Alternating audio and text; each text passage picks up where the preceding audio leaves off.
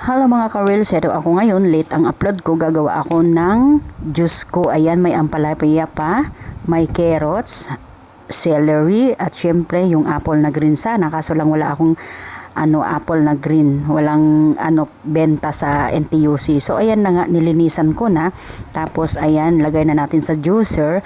Kailangan alagaan natin yung ating mga sarili, mga ka-reels, para may lakas tayong mag-reels ng mag-reels, magbaliw-baliwan dito sa social media. Baka may paparating na sakit sa ating mga katawan, so maagapan natin. So ayan na nga, na natin yung mga gulay. Ayan, minsan ang ginagawa kong juice yung garlic, onion at saka lemon. Kaso lang minsan ganyan, minsan ganon. So ayan na nga, ilagay natin sa rep. Maya ipalamigin ko ng konti, tapos ayan na siya, tapos na siya.